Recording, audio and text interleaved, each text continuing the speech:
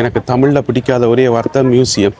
சரி, மியூசியம் வந்து இங்கிலீஷ் என்ன, அதாவது இங்கிலீஷில் பிடிக்காத ஒரே வார்த்தை மியூசியம். என்ற மியூசியம் பூரா கடுப்பு மாதிரி பிடிக்கவே பிடிக்காது. இதுதான் அந்த நீங்கள் ஆவலுடன் எதிர்பார்த்த அந்த சூப்பரான இடம். இப்போ போயிட்டு சென்ட்ரலில் போயிட்டு அண்டர் கிரவுண்ட் எடுத்து அண்டர் கிரவுண்டுன்றது லண்டனில், இங்கே வந்து மெட்ரோன்னு சொல்லணும். இன்றைக்கி வந்து நிறைய இடங்கள் பார்க்க போகிறோம். சூப்பரான இடங்கள் பார்க்க போகிறோம். எல்லாம் பார்த்து வச்சுக்கிறேன் ரெடியாக என்னென்ன இடத்துக்கு போகிறேன்னு சொல்லி. ஸோ உங்களோட காய்ச்சி ஒவ்வொன்றையும் பார்த்துக்கிட்டு போகிறோம். இப்போ வந்து ரூமில் இருந்து வெளியால் போகலாம். அதை வந்து செக்யூரிட்டி கார்ட்ஸ் கண்டு வந்து சொல்லிக்கணும். இல்லை இந்த இடத்துல வந்து வீடியோ எடுக்கக்கூடாது என்று சொல்லி. நான் பின்ன சரி ஓப்பன் இல்லை ஓப்பன்னா மட்டும் போதாது, அதை டிலீட் பண்ணணும்னு சொல்லி. ஆஹா, ஐஃபோனில் டிலீட் பண்ணியிருந்தாலாவது பிறகு திருப்பி எடுத்துருந்துக்கலாம். இது வந்து மற்ற கேமராவில் வந்து டிலீட் பண்ணால் தான் ஒன்றும் செய்யலாது.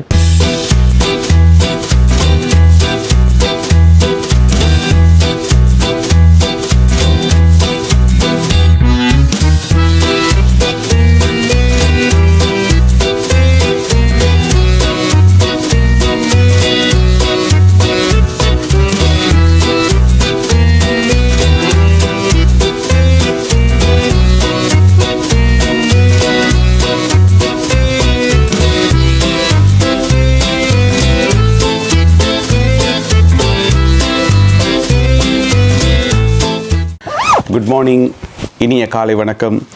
தமிழ் ஃப்ளைட் சொந்தங்கள் அனைவருக்கும் இனிய காலை வணக்கம். எல்லோரும் எப்படி இருக்கிறீங்க? இத்தாலியினுடைய மிலான் நகரத்தில் இருந்து உங்கள் எல்லாருக்கும் வணக்கம். இன்றைக்கு தான் எங்களுடைய மிலான் பயணம் வந்து உத்தியோகபூர்வமாக ஆரம்பிக்குது. நேற்று வந்து இரவு 8 மணி ஆகிட்டு ரூமுக்கு வர எல்லா அலுவலெல்லாம் முடிச்சு கொண்டு ஏர்போர்ட்டால் வெளியால் வந்து பிறகு ஏர்போர்ட்டில் இருந்து இந்த சிட்டி சென்டருக்கு வரத்துக்கு, அதாவது மிலான் சென்ட்ரலுக்கு வரத்துக்கு வந்து கிட்டத்தட்ட 1 hour ஆகிட்டுது. அதுக்கு பிறகு வந்து ஹோட்டல் செக்இன் எல்லாம் பண்ணி அப்படி வர இரவு 8:30 மணி ஆகிட்டு நினைக்கிறேன். ஸோ நேற்று முதல் நாள் அப்படி போச்சுது. இன்றைக்கு வந்து 10ஆம் நாள். இன்றைக்கு தான் ஆக்சுவலாக வந்து மிலான் நகரத்தினுடைய முதலாவது நாள். இன்றைக்கி நாங்கள் வந்து நிறைய இடங்கள் பார்க்க போகிறோம். எல்லா இடத்தையும் போகிறோம், போய் சுற்றி பார்க்குறோம். எடுக்க வேண்டியதெல்லாம் எடுத்தாச்சு. ஓகே, பேக் எல்லாம் ரெடி. இன்றைக்கு வந்து நிறைய இடத்த வந்து நாங்கள் சுற்றி பார்க்குறோம். ஒவ்வொரு இடத்தை பற்றியும் ஃபுல்லாக தெரிஞ்சு கொள்கிறோம், என்ன இருக்குன்னு சொல்லி. ஏன் நான் ஜாக்கெட் போடுறேன்னு சொன்னால், காலமை வந்து வெதர் கொஞ்சம் இப்படித்தான் கொஞ்சம் லோவாக தான் இருக்குது. ஸோ ஜாக்கெட்டோட போவோம். பிறகு 28-29 கிட்ட வருது நினைக்கிறேன். வந்தால் ஜாக்கெட்டை தூக்கி பேக்கில் வைக்க வேண்டியா. So everything is ready, கிளம்ப வேண்டியா. இன்றைக்கி வந்து நிறைய இடங்கள் பார்க்க போகிறோம். சூப்பரான இடங்கள் பார்க்க போகிறோம். எல்லாம் பார்த்து வச்சுக்கிறேன் ரெடியாக என்னென்ன இடத்துக்கு போகிறேன்னு சொல்லி. ஸோ உங்களோட காய்ச்சி ஒவ்வொன்றையும் பார்த்துக்கிட்டு போகிறோம். இப்போ வந்து ரூமில் இருந்து வெளியால் போகலாம். ஸோ இப்போ வந்து லிஃப்ட்டுக்காக வெயிட் பண்ணுறேன். 2 லிஃப்ட் இருக்குது இல்லை. இருந்தாலும் காலமை டைமில் வந்து லிஃப்ட்டுகள் வந்து கொஞ்சம் கஷ்டம். எல்லோரும் வந்து பிரேக்ஃபாஸ்ட் சாப்பிட போயிடணும் இப்படின்னு சொல்லி. என்ன பிரச்சனைன்னு சொன்னால், நான் இந்த ஹோட்டலில் வந்து பிரேக்ஃபாஸ்ட் வந்து புக் பண்ணிடுறேன். For the first time. எப்போவுமே வந்து ஹோட்டலில் ஸ்டே பண்ணும்போது கட்டாயம் பிரேக்ஃபாஸ்ட் வந்து புக் பண்ணுறது. இந்த முறை வந்து புக் பண்ணிடுறேன். சும்மா போயிட்டு காலங்காத்தால் எல்லாத்தையும் சாப்பிட்றதான்னு சொல்லி. ஆனால் நிற்கிற நாளில் வந்து ஒரு நாள் மட்டும் போய் அங்கே சாப்பிட போகிறேன்னு என்ன சொன்னால், உங்களுக்கு காட்டுறதுக்கு இந்த பிரேக்ஃபாஸ்ட் செட்டப் வந்து எப்படி இருக்குது, நல்லா இருக்கா, பிரேக்ஃபாஸ்ட் செலெக்ஷனை விடவும் அந்த டெக்கரேஷன் எல்லாம் வந்து செம்மையாக இருக்கும். என்ன சொன்னால், இத்தாலியில் வந்து ஹோட்டல்ஸ் எல்லாம் வந்து அப்படி தான் வச்சுருக்கிறது. ஸோ இங்கே எப்படி இருக்குன்னு தெரியல, போய் பார்ப்போம்.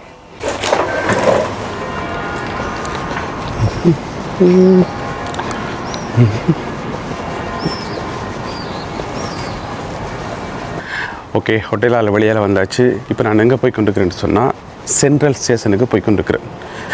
என்ன சொன்னால், மிலான் சென்ட்ரலுக்கு பக்கத்தில் ஹோட்டல். 6 minutes நடக்கணும்னு சொல்லி காட்டுச்சுது மேப்பில். ஆனால் 2 minutes நடந்தாலே வந்துடுது, பக்கத்துலான் இருக்குது. அவ்வளோ தூரம்லாம் நடக்க தேவையில்லை. ஸோ இப்போ போயிட்டு சென்ட்ரலில் போயிட்டு அண்டர் கிரவுண்ட் எடுத்து அண்டர் கிரவுண்டுன்றது லண்டனில், இங்கே வந்து மெட்ரோன்னு சொல்லணும். ஸோ மெட்ரோ எடுத்து இப்போ நான் என்ன செய்ய போகிறேன்னு சொன்னால், ஸோ பாருங்கள் மெட்ரோ தெரியுது, எம்மெண்டு போட்டிருக்கு பாருங்கள். ஸோ எம்மெண்டு சொன்னால் மெட்ரோ, நாட் மேக்டொனால்ட். ஸோ இந்த பாருங்கள் முன்னுக்கு சென்ட்ரல் ஸ்டேஷன் தெரியுது. நல்ல ஒரு இனிமையான ஸ்வீட்டான காலை பொழுது. ஆக்கள்லாம் வந்து பயங்கர பரபரப்பாக இருக்கிறேன் காலங்காத்தால். எல்லாம் ஆஃபீஸர்ஸுக்கு போகிறாக்கள், வேலைக்கு போகிறாக்கள் இப்படின்னு சொல்லி. ஸோ அவையெல்லாம் ஆஃபீஸுக்கு போட்டும் வேலைக்கு போட்டும் எங்கேயாவது போட்டும் பிரச்சனை இல்லை. நாங்கள் வந்து மிலான் சிட்டியை வந்து வடிவாக சுற்றி பார்ப்போம். ஓகேவா? இப்போ நான் என்ன செய்ய போகிறேன்னு சொன்னால் மெட்ரோ எடுத்து ஒரு முக்கியமான இடத்துக்கு போக போகிறேன். அது என்ன முக்கியமான இடம்னு சொன்னால் அப்படி சஸ்பென்ஸ் எல்லாம் வைக்கவே முடியாது. ஏன்னு சொன்னால் அதுதான் மேலே டைட்டிலில் போட்டிருக்கு, தம்ப்நெயிலில் போட்டிருக்கு. ஸோ அந்த ஒரு முக்கியமான புகழ்பெற்ற தேவாலயத்துக்கு போகிறோம். அதன் பேர் வந்து டூமோ தி மிலானோ.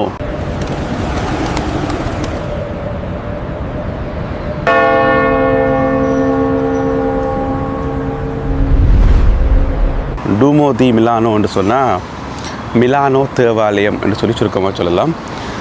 அதாவது சும்மா சாதாரண தேவாலயம், சாதாரண சர்ச் கிடையாது. இந்த உலகத்தில் இருக்கக்கூடிய முக்கியமான சர்ச் இருக்குது தானே, ஒரு மிக பிரமாண்டமான 5 சர்ச் எடுத்தீங்கன்னு சொன்னால் அந்த 5 சர்ச்சில் ஒரு சர்ச் இந்த சர்ச் வரும். அதாவது டூமோ தி மிலானோ.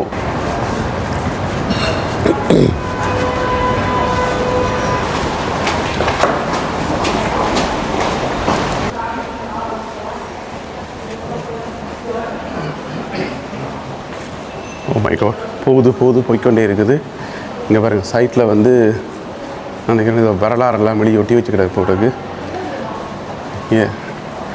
படங்கள், அந்த காலத்தில் இருந்த ட்ரெயினுகள், ட்ராமுகள் எல்லாத்தையும் படங்களையும் ஒட்டி சூப்பராக இருக்குன்னு ஒரு பெரிய கண்காட்சி வெளியே வச்சுக்கணும். நல்லா இருக்குது. பாருங்கள், இங்கே பாருங்கள், அந்த தொங்கல்ல இருந்து அந்த எண்டிலேருந்து அப்படியே ஃபுல்லாக இந்த எண்டு வரைக்கும் இங்கே பாருங்கள், எங்கே வரைக்கும் போகுதுண்டு. நல்லா இருக்கேண்ணே. ஸோ அடிக்கடி அண்டர் கிரவுண்டு தான் வாய்க்க வருது. என்னென்னு சொன்னால் லண்டனில் அண்டர் கிரவுண்ட் சொல்லி பழகிட்டுது. இது வந்து ஆக்சுவலி மெட்ரோ. ஒரு 10 தெரிஞ்சு சொல்லணும், மெட்ரோன்னு சொல்லி பழகணும். அப்போ தான் சரியாக வரும். இப்போ நான் போக வேண்டியது வந்து M2 என்று சொல்ல போகிற மெட்ரோ. வாங்க போய் பார்ப்போம்.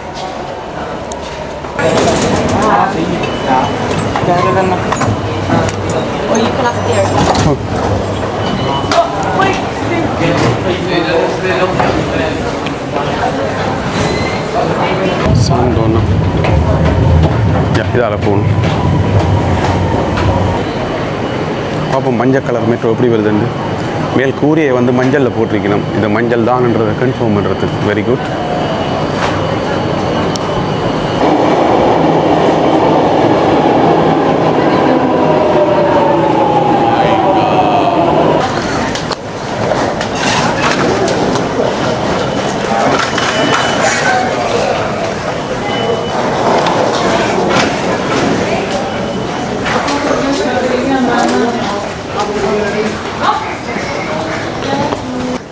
வழியால் வந்தாச்சு. அப்பாடா, உள்ளுக்குள்ளே வந்து பயங்கர க்ரௌட்.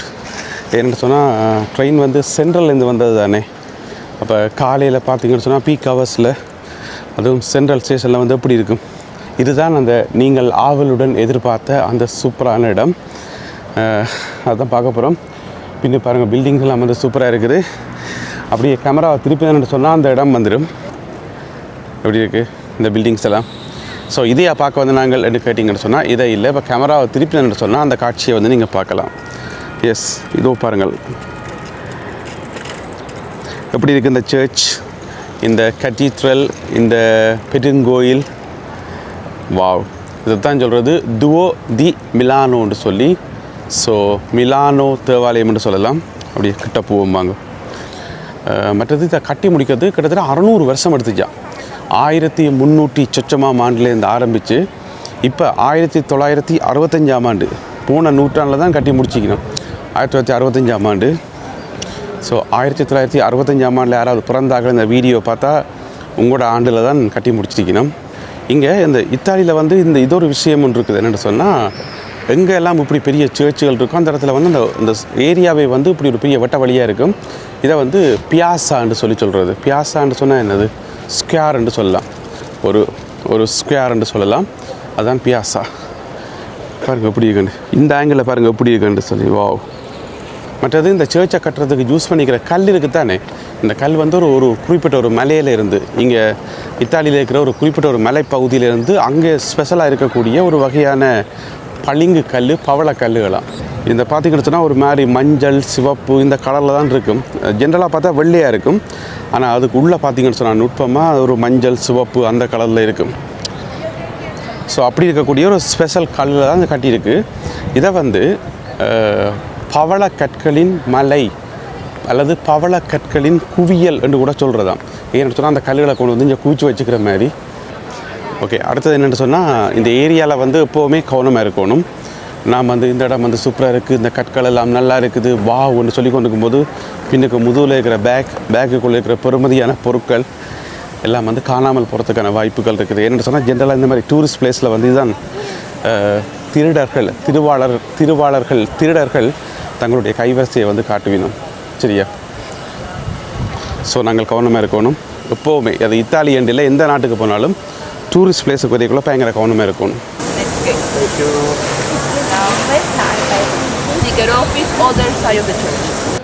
ஸோ டிக்கெட் ஆஃபீஸ் வந்து இங்கே ரைட் சைடில் இருக்குது.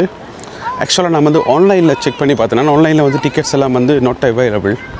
இன்றைக்கி வந்து நாட் அவைலபிள்னு காட்டுது. ஸோ நேராக போய் பார்ப்போம். என்னென்னு சொன்னால் இங்கே வந்து 3 விஷயம் இருக்குது. ஒன்று வந்து மேலே டோமுக்கு போகிறது, டொப்புக்கு போகிறது, அங்கே போய் பார்த்தா இந்த சிட்டி வியூ ஃபுல்லாக தெரியுமா. மற்றது வந்து சர்ச்சுக்குள்ளே போகிறது, அதுக்கும் டிக்கெட் தான்.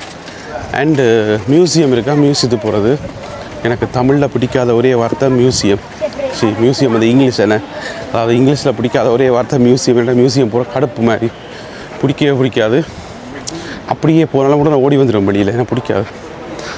ஸோ மியூசியத்தை தவிர்த்துட்டு மிச்சத்துக்கு டிக்கெட் இருக்கான்னு சொல்லி பார்ப்போம். போய் பார்ப்போம்.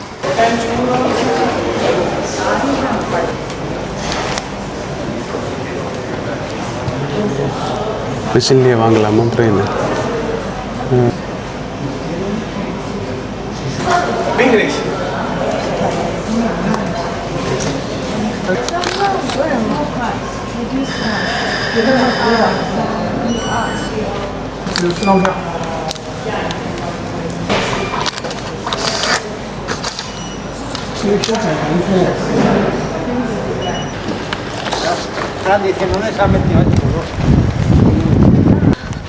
ஸோ டிக்கெட் வாங்கியாச்சு. ஈஸியாக தான் இருந்தது. நான் வந்து ஃபாஸ்ட் ட்ராக் டிக்கெட் வாங்கியிருக்கிறேன்.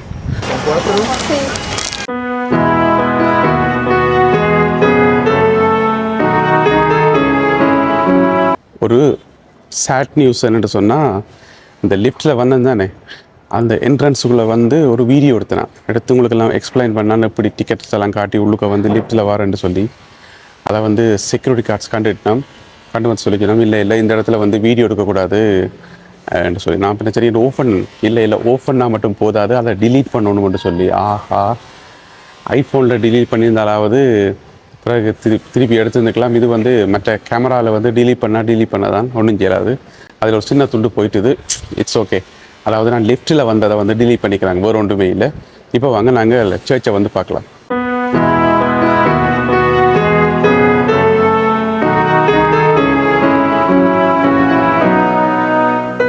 இப்போ நான் நடந்து கொண்டிருக்கிற இந்த ஏரியா வந்து இந்த தேவாலயத்தினுடைய கூரை பகுதி, மேல் கூரை.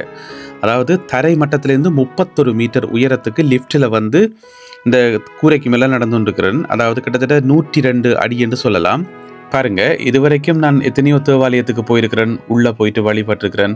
அல்லது தேவாலயத்தின் உச்சியில் வந்து அந்த வியூ பாயிண்ட் இருக்கும், அதுக்கு வந்து படிகளால் ஏறி வந்தது, அல்லது லிஃப்ட்டில் வந்து பார்த்துருக்குறேன். அப்படியெல்லாம் பார்த்துக்கிறேனே ஒழிய ஒரு தேவாலயத்தின் கூரைக்கு மேலே, உச்சிக்கு மேலே நடக்கிறது இதுதான் ஃபர்ஸ்ட் டைம். ஸோ இதே ஒரு வித்தியாசமான அனுபவமாக இருக்குது. இந்த அக்கம் பக்கத்தில் இருக்கிற இந்த சிற்ப வேலைப்பாடுகள் எல்லாத்தையும் பாருங்கள், இவ்வளோ நுட்பமாக சிரிக்கணும்னு சொல்லி. இன்னும் ஒரு தகவல் நீங்கள் கேள்விப்பட்டால் கட்டாயம் ஆச்சரியப்படுவீங்கள். இந்த தேவாலயத்தினுடைய கூரையினுடைய மொத்த பரப்பளவு இருக்குத்தானே, இது வந்து 8000 சதுர மீட்டராம். கொஞ்சம் நெஞ்சமில்லை, 8000 சதுர மீட்டர். அதாவது கிட்டத்தட்ட ஒரு ஃபுட்பால் கிரவுண்டுக்கு சமம் என்று சொல்லலாம். ஏன்னா அவ்வளோ பிரம்மாண்டமான தேவாலயம், அந்த கூரை பகுதியும் அவ்வளவு பிரம்மாண்டமான கூரை. அதோட இன்னொரு விஷயம் இருக்கு என்னென்னா, இதில் பாருங்க, அக்கம் பக்கம் இல்லாமல் நிறைய சிலைகள், நிறைய தூணுகள் எல்லாம் இருக்குதானே. கிட்டத்தட்ட 3400க்கும் அதிகமான சின்ன சின்ன சிலைகள், பெரிய சிலைகள் என்று சொல்லி 3400க்கும் அதிகமான சிலைகள் இருக்குது. 135 கோபுரங்கள் இருக்குது. இந்த கோபுரங்கள் எல்லாமே வந்து மாவிள்ள செய்யப்பட்டது, மாவிள்ள வந்து செதுக்கப்பட்ட கோபுரங்கள் அந்த காலத்தில் எல்லாத்தையும் வந்து செய்து முடிச்சிருக்கிறதுன்றதான் ஆச்சரியமான விஷயமா இருக்குது. இதை விட இன்னொரு விஷயம் இருக்கு. என்னென்னு சொன்னால், இதில் கொஞ்ச தூரம் நடந்து போக வளைஞ்சு நடந்து போக அங்கால படிகள் வரும். அந்த படிகள் வந்து செங்குத்தான படிகளாக இருக்கும். அந்த படிகளில் ஏறி இன்னும் மேலே போகலாம். இப்போ இந்த இடத்துக்கு நாம் வந்தது லிஃப்ட்டில். இதை விட இன்னும் மேலே டொப்புக்கு போகிறோன்னு சொன்னால் படிகள் ஏறி போகணும். அது வந்து தரைமட்டத்திலிருந்து 148 அடி உயரத்தில் இருக்கும். கிட்டத்தட்ட 45 மீட்டர் உயரம். அந்த படி வழியாக ஏறி மேலே போனீங்கன்னு சொன்னால் மேலே இன்னும் ஒரு ஏரியா ஒன்று வரும். அதுவும் ஒரு கூரையினுடைய ஒரு உச்சி பகுதி தான். அது வந்து கிட்டத்தட்ட ஒரு 1530 சதுர மீட்டர் பரப்பளவு உள்ள இன்னும் ஒரு பகுதி உண்டு. ஸோ இந்த இடங்கள்ல நின்று இந்த தேவாலயத்தினுடைய மேல் கூரை, அதனுடைய இந்த சிற்ப வேலைப்பாடுகள், அதனுடைய அந்த கலை நயங்கள், சிற்ப வேலைப்பாடுகள், இதுகளை ரசிக்கிறது ஒரு பக்கம் இருக்கு. இங்கால பார்த்தீங்கன்னு சொன்னால் இந்த மிலான் நகரத்தினுடைய ஒட்டுமொத்த மிலான் நகரத்தினுடைய இந்த அழகையை வந்து ரசிக்கக்கூடிய மாதிரி இருக்குது. நிறைய இடங்களை வந்து பார்க்கக்கூடிய மாதிரி இருக்குது. ஸோ உண்மையில இது வந்து ஒரு வித்தியாசமான அனுபவம். நீங்கள் அடுத்த முறை மிலான் நகரத்துக்கு வரைக்குள்ள இந்த தேவாலயத்தின் உச்சிக்கு கட்டாயம் டிக்கெட் எடுத்து வாங்கோ. ஆக்சுவலாக தனியாக லிஃப்ட்டில் மட்டும்தான் வரலாம்ட்டு இல்லை, நீங்கள் படிகளில் ஏறியும் வரலாம். அந்த டிக்கெட் ப்ரைஸ் வந்து வித்தியாசப்படும், கொஞ்சம் கூடி குறையும், அவ்வளோதான். லிஃப்ட்டில் வந்தால் குயிக்காக வந்துடலாம். ஆனால் வெரி ஃபஸ்ட் டைம் ஒரு தேவாலயத்தினுடைய உச்சி கூரையில் ஏறி நடக்கிறது வந்து உண்மையாகவே ஆச்சரியமாக இருக்குது. அதோட இந்த கூரை பகுதியெல்லாம் வந்து கட்டியிருக்கிற இந்த விதத்தை பார்க்கவே ஆச்சரியமாக இருக்குது. பல 100 வருஷங்களுக்கு முதல் இது எல்லாத்தையும் வந்து எப்படித்தான் கட்டினார்களோ என்று சொல்லி ஆச்சரியமாக இருக்குது. நெப்போலியன் இருக்கிறது தானே, நெப்போலியன் வந்து நிறைய நாடுகளை வந்து கைப்பற்றி அங்கெல்லாம் ஆட்சி செய்தவர் தானே. ஸோ இத்தாலிக்கு வந்தவர். இத்தாலியில் வந்து இத்தாலி மன்னனா நெப்போலியன் வந்து முடிசூடைக்குள்ள வந்து இங்கே தானே வந்து பதவியேற்றவராம். இந்த சர்ச்சில் வச்சு தானே பதவியேற்றவராம். அப்போ வந்து ஃபுல்லாக கட்டி முடிக்கல சர்ச். அப்போ கட்டி கொண்டிருக்கக்குள்ள வந்து நெப்போலியன் அந்த பதவியேற்பு விழாவுக்காக அவசரமாக ஏதோ சில வேலைகள் செய்து முடிச்சவையா, குயிக்காக முடிச்சு போட்டு அப்புறம் பதவியேற்ற அப்புறம் மிச்சத்தை செய்வோம்னு சொல்லி அப்படி ஒரு சம்பவம் இங்கே நடந்ததாம்.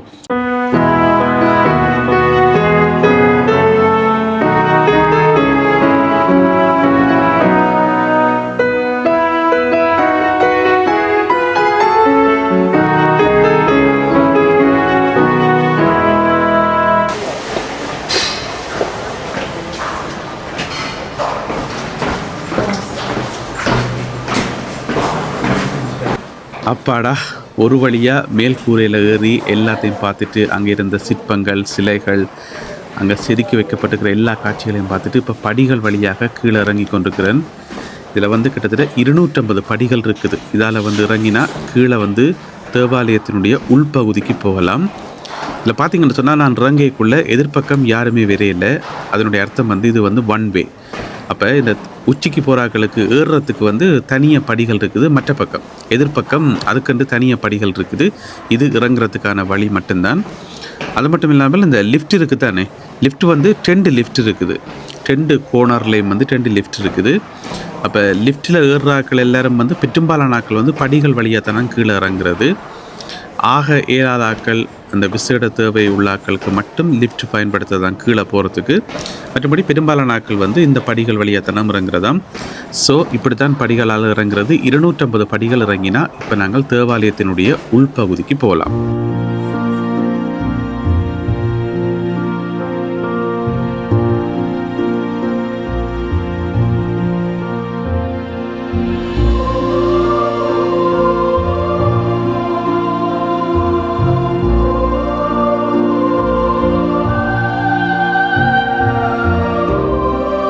எஸ், இதுதான் தேவாலயத்தினுடைய அந்த அழகான பிரம்மாண்டமான உள்பகுதி. 600 வருடங்களாக பார்த்து செதுக்கி கொஞ்சமாக கட்டி முடிக்கப்பட்ட இந்த அழகான தேவாலயம். இதில் பார்த்தீங்கன்னு சொன்னால் நீங்கள் பார்க்குற காட்சிகள் எல்லாமே வந்து நீங்கள் வீடியோவில் பார்க்கக்குள்ள எந்த அளவுக்கு பிரம்மாண்டமாக தெரியுதுன்னு எனக்கு தெரியலை. ஆனால் நேரில் வந்து பார்த்தீங்கன்னு சொன்னால் அவ்வளவு பிரம்மாண்டமாக இருக்கும், அவ்வளவு உயரமாக இருக்கும். ஸோ நான் அங்கே வச்சு என்னால் கதைக்க முடியாதபடியாகத்தான் நான் இப்போ வாய்ஸ் ஓவரில் உங்களோட கதைக்கிறேன். இதில் வந்து பார்த்தீங்கன்னு சொன்னால் பெரிய பிரம்மாண்டமான தூண்கள் இருக்குது தானே. இதில் 52 தூண்கள் இருக்கான். அதாவது இந்த 52 தூண்களுக்கும் ஒரு அர்த்தம் இருக்குது. என்னென்னா ஒரு வருஷத்தில் வந்து 52 கிழமைகள் தான் இருக்குது, 52 வாரங்கள். அதை குறிக்கிறதுக்காகத்தான் 52 தூண்கள் வந்து வைக்கப்பட்டிருக்கான். மற்றது இந்த தேவாலயத்தினுடைய வடிவமைப்பு, கட்டிடக்கலைகள் எல்லாமே வந்து அந்த கோதிக் கலைகள் என்று சொல்லுவோம். அந்த கோதிக் அந்த முறையை பயன்படுத்தி தான் அமைக்கப்பட்டிருக்கு. இதில் பார்த்தீங்கன்னு சொன்னால் மேலே வந்து நல்ல கலரான கண்ணாடிகள் இருக்குது. இந்த கண்ணாடிகளை வந்து 200-300 வருஷங்களுக்கு முதல் உருவாக்கப்பட்ட கண்ணாடிகள் தான். ஆனால் அதில் வந்து பயங்கர சயின்ஸ் எல்லாம் இருக்குது. சும்மா மேலோட்டமாக பார்த்தா ஏதோ பெயிண்ட் அடிச்சிருக்கணும், ஓவியம் கீறி இருக்கணும்னு சொல்லி அப்படித்தான் எங்களுக்கு விளங்கும். ஆனால் அது அப்படி மட்டும் இல்லை. உத்து பார்த்தோம்னு சொன்னால் இப்போ சாதாரண நேரத்தில் வந்து அந்த கண்ணாடிகள் இந்த அப்படி கலராக இருக்கும். வெளிப்பக்கம் வந்து நல்ல சூரிய ஒளி வந்து நல்ல பிரகாசமாக இருக்கும்போது இந்த கண்ணாடிகளில் வந்து சூரிய ஒளி படையக்குள்ளே வந்து இதில் வர காட்சிகளை வந்து மாறுமா, வேறு காட்சிகள் வருமா. இதில் செதுக்கப்பட்டிருக்கிற எல்லா காட்சிகளும் வந்து பைபிளில் வர கதைகளை அடிப்படையாக கொண்டு தான் செதுக்கப்பட்டிருக்கான். ஸோ நீங்கள் சாதாரண இருட்டு நாளில் பார்க்கக்குள்ள ஒரு விதமான காட்சி, வெளிச்ச நாளில் பார்க்கக்குள்ள இன்னும் ஒரு விதமான காட்சி இருக்குமான்னு சொல்லி அவ்வளவு சயின்டிஃபிக்காக அந்தளவுக்கு அற்புதமாக யோசித்து டிசைன் பண்ணியிருக்கணும். நான் ஏற்கனவே சொன்ன மாதிரி மாவீரன் நெப்போலியன் பொனாபர்ட் வந்து இங்கே தான் முடிசூடி கொண்டார் என்று சொல்லி. அது மட்டும் இல்லாமல் இங்கே இன்னும் ஒரு விசேஷம் ஒன்று இருக்குது. இயேசுநாதரை வந்து சிலுவையில் அறைஞ்சது தானே, அவரை சிலுவையில் அறையக்குள்ள உண்மையாக அறையக்குள்ள பயன்படுத்தின ஆணி இருக்குது தானே, அந்த ஆணி இங்கே தானாம் இருக்கான். இங்கே வந்து அந்த பலிபீடம்னு சொல்லுவது தான் எங்கள் முன்னுக்கு தெரியும் பாருங்க. அந்த பலிபீடத்தின் உச்சியில் வந்து அந்த ஆணி வந்து வைக்கப்பட்டிருக்கான். எனக்கு வீடியோவில் தெரியலை, ஆனால் இங்கே தான் அந்த ஆணி வந்து வைக்கப்பட்டிருக்கான். வருஷத்தில் ஒரு தடவை ஒவ்வொரு வருஷமும் செப்டம்பர் மாதம் இதுக்கண்டு ஒரு திருவிழா ஒன்று நடக்குமாம், ஒரு விழா ஒன்று நடக்குமாம். அதில் வந்து அந்த ஆணியை வந்து ஒரு விசேஷமான முறையில் கீழே இறக்கி அந்த ஆணியை வந்து பொதுமக்களுக்கு காட்டுறதாம். பிறகு திருவிழா முடிஞ்ச பிறகு அந்த ஆணியை கொண்டே மறுபடியும் மேலே வைக்கிறதாம்.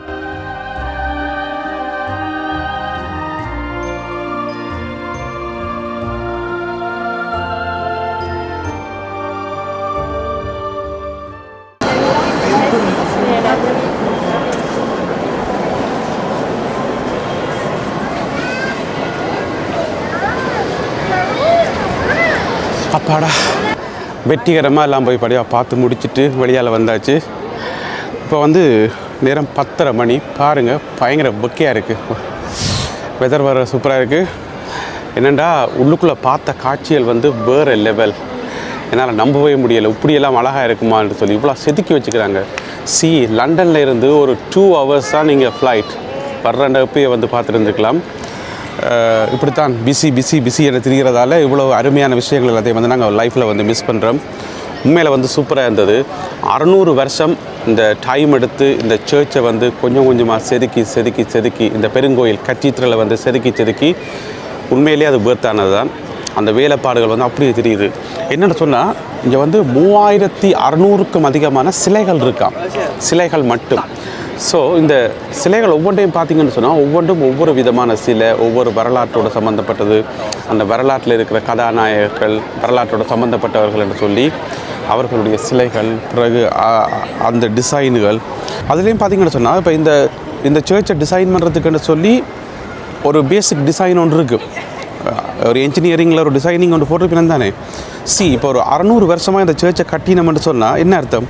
அந்த பிளானை வந்து 600 வருஷமாக ஒரே மாதிரி எக்ஸிக்யூட் பண்ணிக்கணும்னு தானே அர்த்தம். என்ன, இந்த பிளானை போட்ட ஒருத்தருமே வந்து உயிரோடு இருந்திருக்க மாட்டோம் இந்த கோயிலை வந்து கட்டி முடிக்கக்குள்ளேன்னு சொன்னால் என்னென்று 600 வருஷம் உயிரோடு இருக்கலாமா? இல்லை தானே. ஸோ மிரள வைக்கும் மிலானோன்றது உண்மைதான். மிரள வச்சுட்டுது, முதல் நாளே வந்து மிரள வச்சுட்டுது. இந்த சர்ச் வந்து உங்களுக்கு பிடிச்சிருக்குன்னு நினைக்கிறேன். இது வந்து துமோ தி மிலானோ. ஸோ வாய்ப்பு இருக்கிற எல்லாருமே வந்து தவறாமல் வந்து பாருங்கள். வாய்ப்பு இல்லாட்டியும் வாய்ப்பை உருவாக்கியாவது வந்து பாருங்கள், எப்படியாவது வந்து பாருங்கள். நல்லா இருக்குது. இந்த கட்டிடக்கலைகள், இந்த அக்கம் பக்கத்து ஏரியாவில் இன்னும் கணக்க விஷயங்கள் இருக்குது. மிரள வைக்க மிலானோன்னு சொன்னால் சும்மா சாதாரண விஷயமா, இன்னும் கணக்க விஷயங்கள் இருக்குது மிரள வைக்கிறதுக்கு. ஸோ அதெல்லாத்தையும் வந்து இனி அடுத்தடுத்த எபிசோடுகளில் வந்து ஒன்றொன்றா பார்க்க போகிறோம். கிழமையில் 2 வீடியோ கண்டிப்பாக வரும், ஒவ்வொரு புதன்கிழமையும் ஒவ்வொரு சனிக்கிழமையும். ஸோ இந்த வீடியோ வந்து நான் இதோட முடிக்க போகிறேன். இனி அடுத்த வீடியோவில் வந்து இதை விட எக்ஸைட்மெண்டான, இதை விட சூப்பரான காட்சி எல்லாத்தையும் வந்து நீங்கள் பார்க்க போகிறீங்க. அது என்னன்றதை நான் உங்களுக்கு அடுத்த வீடியோவில் சொல்கிறேன். ஆக்சுவலாக எனக்கு பக்கத்தில் இருக்குது, இங்கே கொஞ்சம் தூரம் பக்கத்தில் இருக்குது. அது என்னன்றதை நான் உங்களுக்கு அடுத்த எபிசோடில் வந்து காட்டுறேன். ஸோ இந்த எபிசோடில் வந்த காட்சிகள், தகவல்கள், ஜோக்குகள் உங்களுக்கு பிடிச்சிருக்குன்னு நினைக்கிறேன். அது சம்மந்தமான உங்களுடைய கருத்துக்கள் என்ன, உங்களுடைய எதிர்பார்ப்புகள் என்னன்றதை கீழே எழுதுங்க. இந்த வீடியோக்கு ஒரு லைக் போட்டு உங்களோட ஃப்ரெண்ட்ஸுக்கெல்லாம் பிடிச்சி அனுப்பிவிடுங்க. எல்லாரையும் போய் சொல்லுங்கள், எல்லாரையும் மிலானுக்கு போய் சொல்லுங்கள், மிரள வைக்கும் மிலானுக்கு போய் சொல்லுங்கள், நான் சொன்னேன்னு சொல்லுங்கள், சரியா? ஸோ மீண்டும் அடுத்த வீடியோவில் உங்களை சந்திக்கின்றேன். அதுவரை நன்றி, வணக்கம்.